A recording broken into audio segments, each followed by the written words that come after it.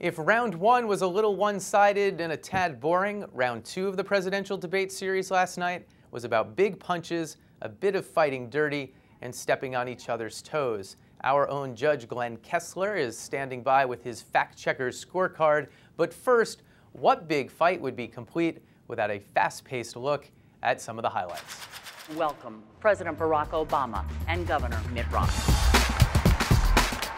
82 uncommitted voters from the New York area. Their questions will drive the night.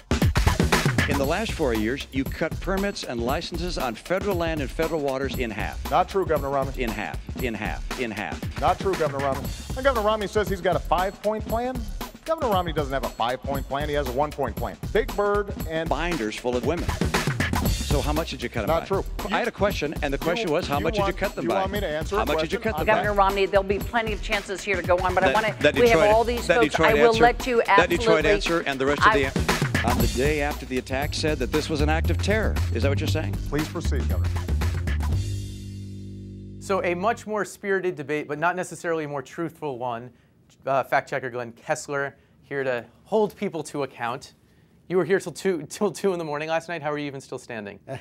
Well, I'm used to it. I had to do all those debates during the Republican primaries, too. Okay. Well, here was the big debate last night. The Libya thing, a big issue. Let's see that exchange.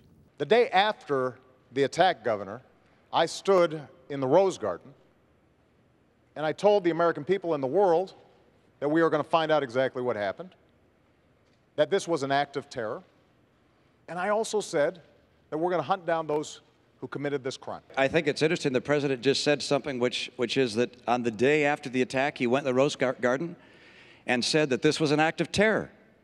That's what I said. You said in the Rose Garden, the day after the attack, it was an act of terror. It was not a spontaneous demonstration. Is that what you're saying? Please proceed, Governor.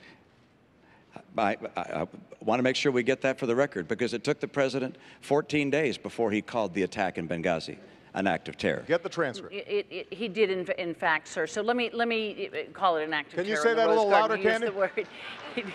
He did call it an act of terror. So it's a moment that obviously got a lot of attention, and Romney's been in a bit of trouble for seeming not to know what Obama had said. That's right. And in the Rose Garden, the president did refer to acts of terror in a way that, you know, now the administration is able to say, see, he made that point. But, you know, at the same point, Romney is correct that it did take 2 weeks for the president to kind of link that action and say it was a terrorist act. So we should look at the Rose Garden clip as well, because Obama last night said that he said, quote, this was an act of terror, but when we look at the clip, he said not exactly that. Let's watch.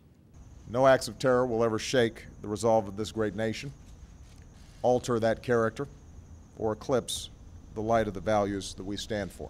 No acts of terror, but not necessarily speaking about this specific incident. Right. This was a more vague general term, which he also used on 2 other occasions, no acts of terror.